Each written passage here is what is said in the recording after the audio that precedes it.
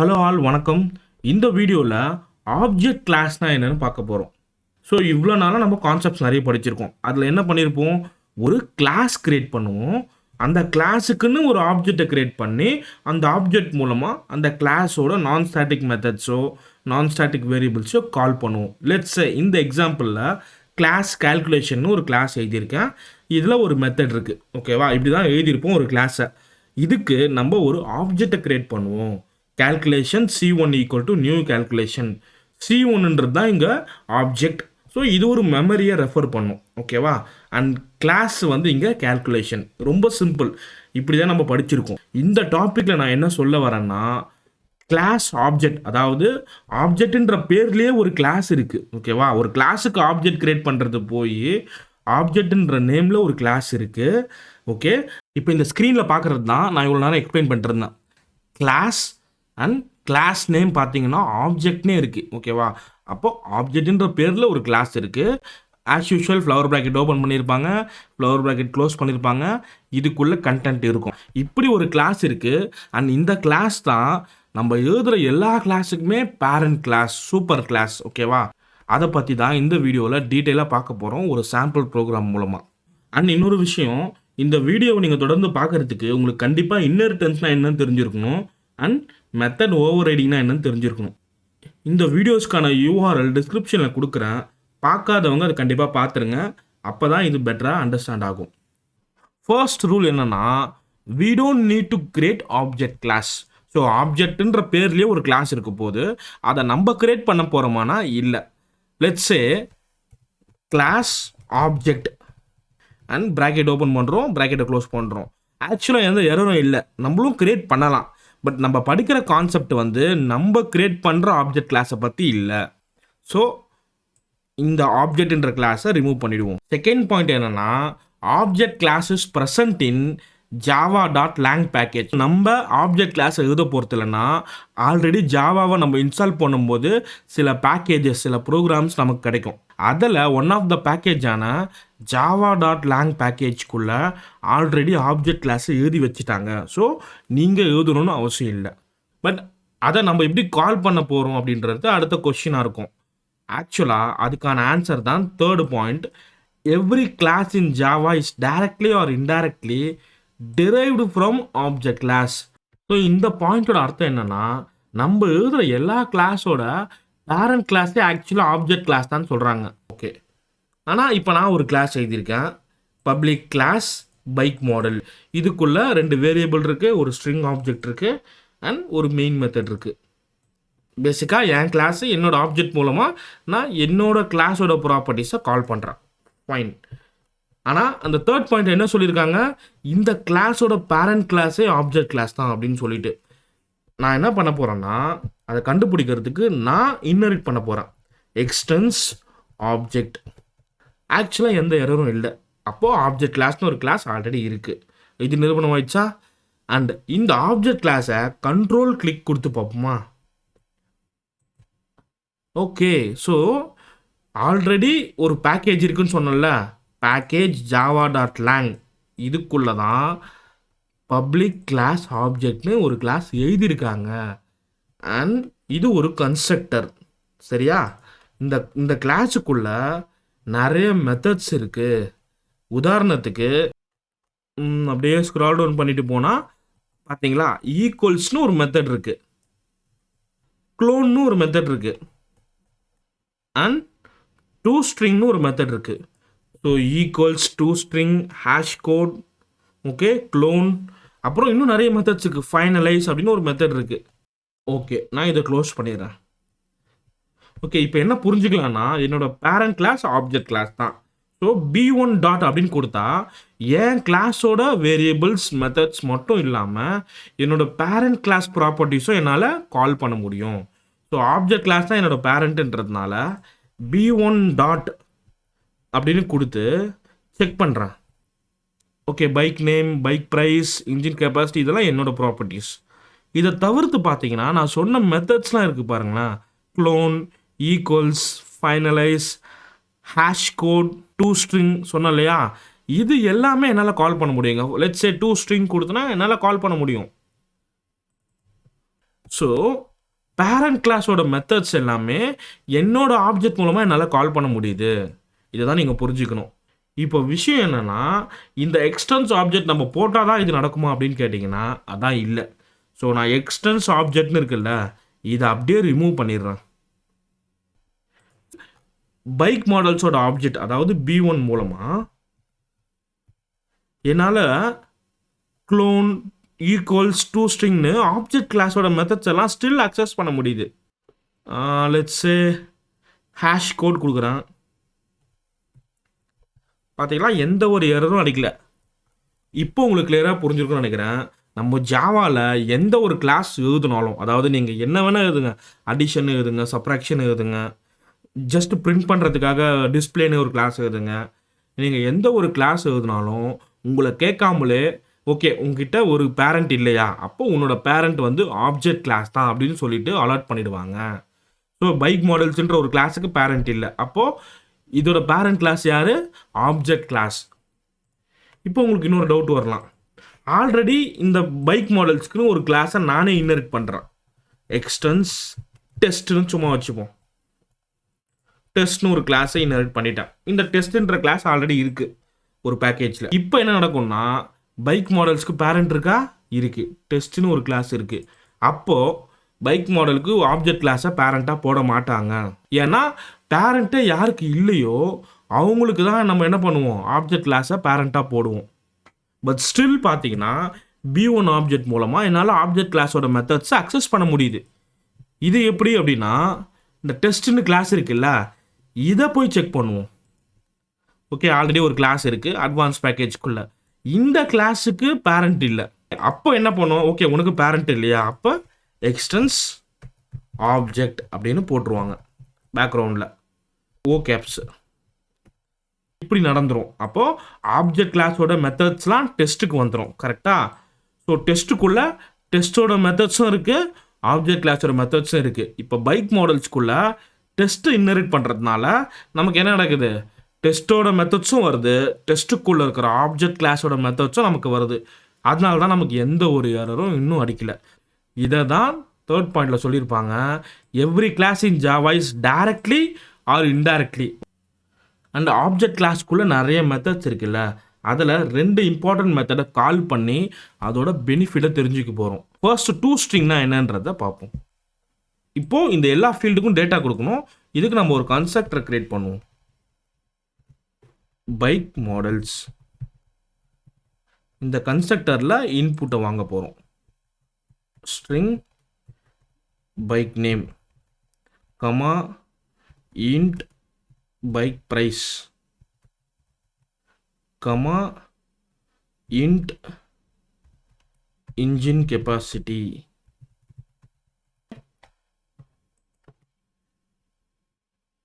So இதுதான் கன்ஸ்ட்ரக்டரில் இருக்கிற parameter. This dot bike name. கரெக்டா?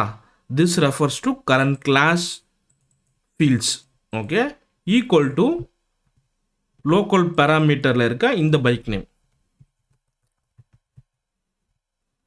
இது புரியலனா திஸ்ன்னு ஆல்ரெடி ஒரு டாபிக் எடுத்திருக்கேன், அது ஒரு வாட்டி ரீகால் பண்ணி பாருங்கள் பார்க்காதவங்க. கன்ஸ்ட்ரக்டர் மூலமாக யாராவது டேட்டா கொடுத்தாங்கன்னா அதை செட் பண்ணிடுறோம். ஃபைன். அந்த வேல்யூஸை இங்கே நம்ம கொடுத்துடலாம். பைக் நேம் வந்து Suzuki. Okay, and next bike price வந்து சும்மா 40,000 போடுறேன். அண்ட் இன்ஜின் கெப்பாசிட்டி வந்து 150. சூப்பர். ஸோ B1 அப்படின்னு ஒரு ஆப்ஜெக்ட் கிரியேட் பண்ணியாச்சு. ஆப்ஜெக்ட் கிரியேட் பண்ணும்போது வேல்யூஸ் கொடுத்தாச்சு. அண்ட் கன்ஸ்ட்ரக்டர் கால் ஆகும், வேல்யூஸ்லாம் எடுத்துகிட்டு வந்து இந்த கிளாஸ் லெவலில் இருக்க ஃபீல்ட்ஸுக்கு செட் பண்ணிடும். ஃபைன்.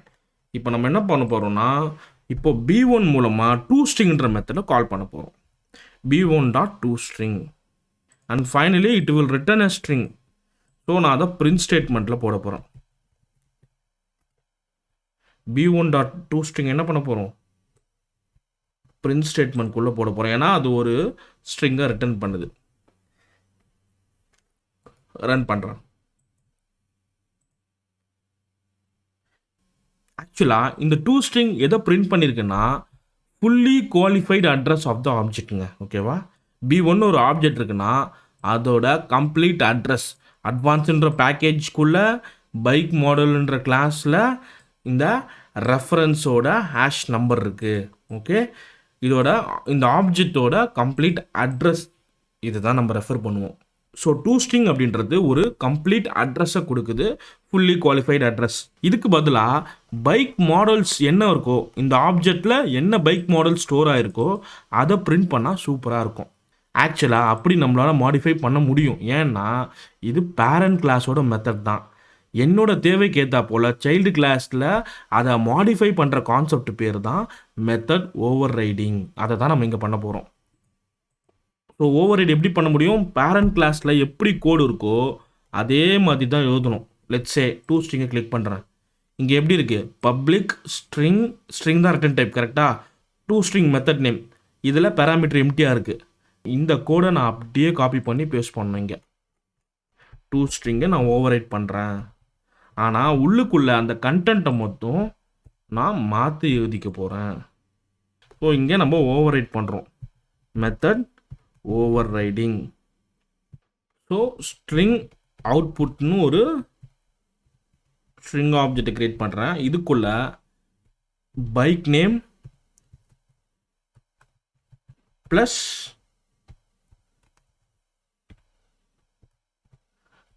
அந்த கரண்ட் பைக் நேம்.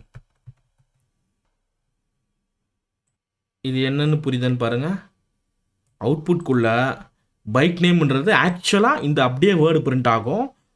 ப்ளஸ் இது டபுள் கோட்ஸ்குள்ளே இல்லை, ஆனால் ஆக்சுவல் ஸ்ட்ரிங் ஒன்று டிஃபைன் பண்ணியிருக்கோம்ல, இந்த பைக் நேமை கொண்டு வந்து ஃபெச் பண்ணி கொடுக்கும். அண்ட் அகெயின் பைக் ப்ரைஸ்ன்றது டபுள் கோட்ஸில் இருக்கிறதுனால அப்படியே பிரிண்ட் ஆகும். அண்ட் இந்த ஸ்ட்ரிங்கை ரெஃபர் பண்ணுறதுனால ஆக்சுவல் பைக் ப்ரைஸை கொடுக்கும். And again engine capacity, actual engine capacity இந்த ஸ்ட்ரிங் ஆப்ஜெக்டில். ஓகேவா? இதை அவுட்புட், இதை தான் நம்ம என்ன பண்ண போகிறோம்? ரிட்டர்ன் பண்ண போகிறோம். Return output.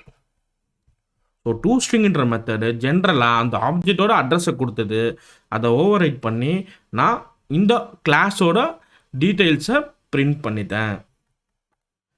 இப்போ இதே ப்ரோக்ராமை திரும்பவும் நான் ரன் பண்ணுறேன். b1.toString, b1ன்ற ஆப்ஜெக்ட்டுக்கு டேட்டா கொடுத்தாச்சு. அண்ட் b1.toString கால் பண்ணுறோம்.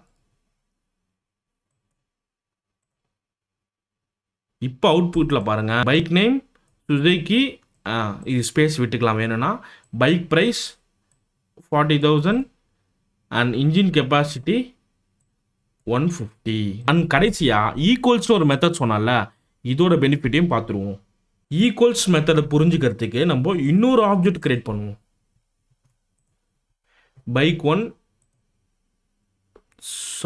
மாடல்ஸ் b1 ஒரு ஆப்ஜெக்ட், b2ன்னு ஒரு ஆப்ஜெக்ட் கிரியேட் பண்ணுவோம். b2ல வேற ஒரு பைக்கோட இன்புட் கொடுப்போம். புல்லட் 40,000 பால 50,000, 150க்கு பதிலாக 250 cc. இதுதான் டேட்டா. b1 ஆப்ஜெக்ட்குள்ளே இந்த டேட்டாலாம் இருக்கும். அண்ட் b2 ஆப்ஜெக்ட்குள்ளே புல்லட்டோட டீட்டெயில்ஸ் தான் இருக்கும். நான் என்ன பண்ணுறேன், b1 டாட் ஈக்குவல்ஸ் அப்படின்ற மெத்தடை கால் பண்ணுறேன், which is a parent class method, ஆப்ஜெக்ட்ன்ற கிளாஸோட மெத்தட். இதில் b1 டாட் ஈக்குவல்ஸ் b2ன்ற இன்னொரு ஆப்ஜெக்டை போடுறேன், which will return either true or false. நான் இதை ரன் பண்ணுறேன். இதை ரன் பண்ணால் ஆக்சுவலாக ஃபால்ஸ்னு வருது. எஸ், கரெக்ட் தானே, ரெண்டு டேட்டாவும் வேறு வேறு அப்படின்றது தான் உங்களோட அண்டர்ஸ்டாண்டிங்காக இருக்கலாம்.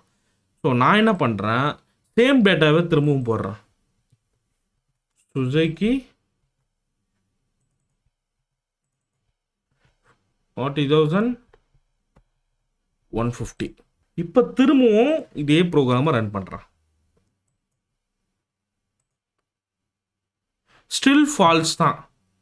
ஸோ நீங்கள் புரிஞ்சுக்க வேண்டியது என்னென்னா, இந்த ஈக்குவல்ஸ்ன்ற மெத்தட் வந்து b1 ஆப்ஜெக்டோட மெமரியும் b2ஓட மெமரியும் தான் கம்பேர் பண்ணுது, இதோட டேட்டாவை கம்பேர் பண்ணல. ஸோ இந்த ஈக்குவல்ஸ்ன்ற மெத்தட் எனக்கு ஆப்ஜெக்டை கம்பேர் பண்ணாமல் ஆப்ஜெக்ட் ஹோல்ட் பண்ணுற டேட்டாவை கம்பேர் பண்ணணும். ஸோ நான் ஆப்ஜெக்ட் கிளாஸோட மெத்தடை என்ன பண்ண போகிறேன், ஓவர் ரைட் பண்ண போகிறேன்.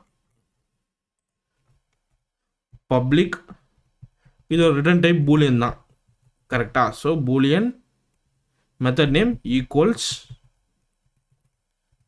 அண்ட் ஆக்சுவலாக இந்த பேராமீட்டரில் நம்ம ஆப்ஜெக்டை பாஸ் பண்ணுறோம் கரெக்டாக. இந்த ஆப்ஜெக்டை ரிசீவ் பண்ணிக்கிறதுக்கு இங்கே டிக்ளரேஷன் தேவை. இன்கேஸ் நான் இங்கே 100 200ன்னு பாஸ் பண்ணுறேன்னா நம்ம என்ன பண்ணுவோம், இன்டீஜர் டிக்ளரேஷன் கொடுப்போம், இன்டிஏ அப்படின்னு கொடுப்போம் கரெக்டாக. ஆனால் இந்த இடத்துல நம்ம என்ன பண்ணுறோம், ஒரு ஆப்ஜெக்டை பாஸ் பண்ணுறோம். அந்த ஆப்ஜெக்டை எப்படி ஸ்டோர் பண்ணணுமோ அந்த செக்ஷன் இங்கே இருக்கணும். ஆக்சுவலாக எப்படி ஸ்டோர் பண்ணுவோம், ரைட் ஹேண்ட் சைடில் ஆப்ஜெக்ட் கிரியேஷன் இருக்குது, அப்போ லெஃப்ட் ஹேண்ட் சைடில் தான் ஸ்டோர் பண்ணுற பர்பஸ் இருக்குது. ஸோ இந்த ரெஃபரன்ஸ் பார்ட்டை மட்டும் நம்ம இங்கே கொடுத்துக்கலாம். பைக் மாடல்ஸ் B2 B3 எது வேணால் கொடுக்கலாம், பட் நம்ம B2 பாஸ் பண்ணுறதால சும்மா B2ன்னு கொடுத்துருக்கேன். ஓகே, இதுதான் local reference which will catch the object of bike model. இதுக்குள்ளே நம்ம லாஜிக் எழுத போகிறோங்க டேட்டாவை கம்பேர் பண்ணுறதுக்கு. இஃப் இங்கே இருக்குல்ல திஸ் டாட் பைக் நேம், இதை கொடுத்துப்போம். This dot bike name equal to pass பண்ணுற ஆப்ஜெக்டோட பைக் நேமும் ஒன்றா, அதாவது B2 dot bike name. B1 தான் நம்ம திஸ்ன்னு சொல்லுவோம், ஏன்னா B1 மூலமாக தான் ஈக்குவல்ஸ் மெத்தடே கால் பண்ணுறோம். ஓகேவா? So this dot bike name equal to B2 dot bike name. வெறும் இந்த டேட்டா மட்டுமா கம்பேர் பண்ணுறோம்? இல்லை, ஆக்சுவலாக இன்னும் 2 டேட்டாவை கம்பேர் பண்ணுறோம். ஸோ நம்ம இன்பிட்வீன் அண்ட் ஆப்ரேட்டர் யூஸ் பண்ண போகிறோம். அண்ட் இந்த கண்டிஷன் மட்டும் இல்லை, கூட சேர்த்துன்னு அர்த்தம். And this dot bike price equal to B2 dot bike price and this dot engine capacity இருங்க equal to B2 dot engine capacity. So இந்த ஸ்டேட்மெண்ட்டை பாருங்கள். இஃப்க்குள்ளே ப்ராக்கெட்டை ஓப்பன் பண்ணிவிடுவோம்.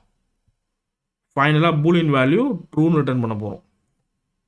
Okay, return true semicolon, else return falls. இப்போ நம்ம இந்த program run பண்ணுவோம். இப்போ ட்ரூன்னு வருதுங்க. ஸோ B1ஓட டேட்டாவும் B2ஓட டேட்டாவும் ஒன்று. இதை கன்ஃபார்ம் பண்ணுறதுக்கு வேறு ஒரு டேட்டாவை இப்போ பாஸ் பண்ணுறோம், புல்லட்டும் பாஸ் பண்ணுறோம். இப்போது ஃபால்ஸ்னு கொடுக்குதுங்க, ஏன்னா இப்போது B1ஓட டேட்டாவும் B2ஓட டேட்டாவும் ஒன்று கிடையாது. ஃபைனலாக வீடியோட எண்டில் வந்துட்டோம். இதுலேருந்து உங்களுக்கு என்ன புரியணும்னா, ஆப்ஜெக்ட்ன்ற பேர்லேயே ஒரு கிளாஸ் இருக்குது.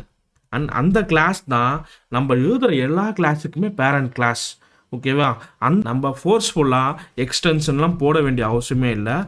வீடியோ யூஸ்ஃபுல்லாக இருந்தால் லைக் பண்ணுங்கள், ஷேர் பண்ணுங்கள். பாய்.